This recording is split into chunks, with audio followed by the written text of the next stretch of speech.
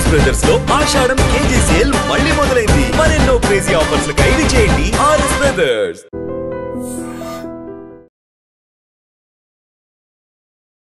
Gandikota mystery.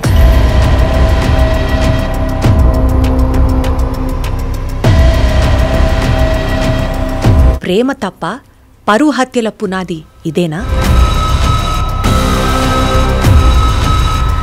ఓ యువతి ప్రేమించింది, అది తప్ప పెద్దవాళ్లు అంగీకరించలేదు, అది న్యాయమా? అలాగని 17 ఏళ్ల వయసులో ప్రేమ పేరుతో లాడ్జికి వెళ్లడం సరైనదా? ఈ గండికోట మిస్టరీ మనకెన్నో ప్రశ్నలను సంధిస్తోంది.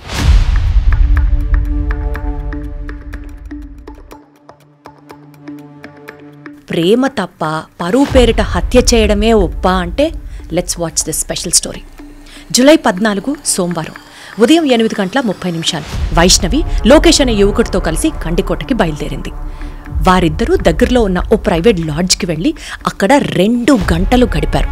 10:45 ఉదయం లోకేష్ ఆమెతో కలిసి రంగనాథస్వామి ఆలయం దగ్గరికి వెళ్లారు. విషయం అమ్మాయి ఇంట్లో వాళ్లకి తెలియడంతో అక్కడే వదిలేసి వెళ్ళిపోయాడు. 11 గంటలైంది. వైష్ణవి చివరిసారిగా రంగనాథస్వామి ఆలయం దగ్గరే కాలేజ్ బ్యాగ్తో నడుస్తూ కనిపించింది. ఆమె హత్య 12 గంటల నుండి మధ్యాహ్నం 1 గంట లోపు జరిగి ఉండొచ్చు అని పోలీసులు అనుమానిస్తున్నారు. ఆ తర్వాత రోజు ఉదయం ఆమె శవంగా అర్ధనగ్నంగా బయటపడింది. తొలుత లోకేష్ను అనుమానించిన పోలీసులు సీసీటీవీ ఫుటేజ్, సెల్ టవర్ లొకేషన్లు, పోస్ట్ మార్టం రిపోర్ట్ ఆధారంగా అతడు హంతకుడు కాదని నిర్ధారించారు. అలాగే లైంగిక దాడి జరగలేదు అని స్పష్టంగా తెలియజేశారు. ఆమె శరీరంపై బలవంతంగా దుస్తులు తొలగించబడ్డాయి. ఛాతీ, కడుపుపై పఫ్ఫుల్ను పెట్టడం, అర్ధనగ్న స్థితిలో వదిలేయడం, ఇవన్నీ ఎలాంటి ఇండికేషన్లు ఇస్తాయంటే ఖచ్చితంగా ఎవరైతే చంపారో పోలీసుల్ని మిస్లీడ్ చేయడానికి ఆధారాలు ఉన్నట్లుగా స్పష్టంగా మనకు అర్థమయ్యాయి. ఇది హత్య మాత్రమే కాదు, ఒక విషాదం, ఒక కుటుంబం గుండె పగిలిన క్షణం. మా పాప సోమవారం పొద్దున 8 గంటలకు కాలేజ్ కని బయలుదేరింది. ఇక్కడే ఇంకొక కొత్త యాంగిల్ వెలుగులోకి వస్తుంది. పోలీసుల దృష్టి ఇప్పుడు పరువు హత్య కోణం అనే వైపు కొనసాగుతోంది. వైష్ణవి కుటుంబ సభ్యులు, ముఖ్యంగా సోదరులు బ్రహ్మయ్య, కొండయ్య, ఆమె ప్రేమ వ్యవహారం వల్ల ఇంటి పరువు దెబ్బతింటుంది అనే ఒక ఉద్దేశంతో ఆ ఘాతుకానికి పాల్పడినట్లుగా అనుమానాలు కూడా వ్యక్తమవుతున్నాయి. వీరిద్దరిని వేర్వేరు ప్రాంతాల్లో పెట్టి పోలీసులు విచారిస్తున్నారు. మనకున్నటువంటి అత్యుత్సాహంతో పోలీసులు చేస్తున్నటువంటి ఈ ఇంటరాగేషన్ని దయచేసి ఇలా జరుగుండొచ్చు, అలా జరుగుండొచ్చు అని చెప్పి let us not draw any conclusions. పోలీసులు తగిన సమయం తీసుకొని ఈ కేసుని ఛేదించాలని మనస్ఫూర్తిగా కోరుకుందాం. అయితే ఇక్కడ మాత్రం ఒక క్లియర్ మెసేజ్ చాలా అవసరం. ప్రేమ తప్పు కాదు, కానీ సమయానికి సరైన తీర్పు మాత్రం చాలా అవసరం. 17 ఏళ్ల వయసులో ప్రైవేట్ లాడ్జికి వెళ్లడం తల్లిదండ్రులకు, సమాజానికి జీర్ణించుకోలేని విషయం. కోర్టు సినిమాలో ఒక లైన్ గుర్తుందా? హోటల్లో 2 గంటల పాటు ఏం జరిగింది? ఇక్కడ కూడా అదే ప్రశ్న. నేను కోర్టు సినిమా గురించి మాట్లాడుతున్నాను. ప్రేమ తప్పుడు విషయం ఏమీ కాదు, కానీ వయసుకు మించిన స్టెప్స్ తీసుకోకుంటే దాని పరిణామాలు మాత్రం ఏమైనా కావచ్చు. మరికొంత బాధ్యత తల్లిదండ్రులది కూడా ఉంది. మారుతున్న ప్రపంచాన్ని అర్థం చేసుకోలేక పిల్లల మీద గుసగుసలు, బెదిరింపులు, పరువు పేరిట ఒత్తిళ్లు పెడితే దానికి పరిష్కారం ప్రేమ హత్య కాదు. మొత్తానికి మారల్ పేరెంటింగ్ లోపిస్తోంది ఇవాళ రోజుల్లో.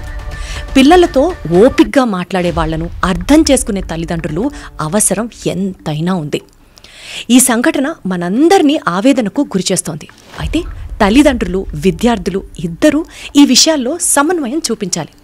పెద్దవాళ్లకు బాధ్యతతో ఉండాలి, చిన్నవాళ్లు వాళ్లను చూసి విలువలను నేర్చుకోవాలి. ఒక్క విషయం స్పష్టంగా గుర్తు చేసుకోవాలి, ప్రతి సంబంధం విజయవంతం కావాలంటే తల్లిదండ్రులు, పిల్లల మధ్య అవగాహన చాలా చాలా అవసరం. గండికోట యువతి మర్డర్ కేసు అప్డేట్కి సంబంధించి 10 రోజుల క్రితం జరిగిన గండికోట బాలిక హత్య కేసులో ఇప్పటికీ మిస్టరీ వీడలేదు. హంతకులెవరో పోలీసులు తేల్చలేకపోతున్నారు. లోకేష్ హంతకుడు కాదని నిర్ధారణకు వచ్చినా అసలు హంతకులు ఎవరు అన్న విషయంపై పోలీసులు క్లూలెస్గా మారారు. మధ్యాహ్నం 12 నుంచి 1 గంట మధ్య సమయంలో జరిగిన హత్యకు సంబంధించి తల్లిదండ్రుల పాత్ర ఉందా అన్నది కూడా ఇంకా తెలియలేదు. ప్రధానంగా పరువు హత్య కోణంలో దర్యాప్తు జరుగుతోంది. బాలిక సోదరులైన బ్రహ్మయ్య, కొండయ్యలపై పోలీసులు ప్రత్యేక దృష్టి సారించారు. వారిని వేర్వేరు ప్రాంతాల్లో పిచ్చి విచారిస్తున్నారు. ఈ కేసు కడప జిల్లాలో తీవ్ర సంచలనం సృష్టించింది. బాలికపై లైంగిక దాడి జరగకుండా హత్య చేయడమే పలు అనుమానాలకు దారిస్తోంది. సాంకేతిక ఆధారాల ద్వారా cell phone tower data, CCTV footage ఆధారంగా విచారణ ముమ్మరంగా కొనసాగుతోంది. 1-2 రోజుల్లో నిజాలు వెలుగులోకొచ్చే అవకాశం ఉంది. అయితే ఫైనల్గా నేను చెప్పేది మాత్రం ఒకటే, ఇది ఒక కుటుంబం విచ్ఛిన్నమైన దృశ్యం, ఒక అమ్మాయి విషాద గాథ. ఆమెకు న్యాయం జరగాలి. ఈ కేసుకు పోలీసులు లాజికల్ కంక్లూజన్ ఇవ్వాలని మనస్ఫూర్తిగా కోరుకుంటున్నాను. నేను మీ host Deepti. Until justice speaks.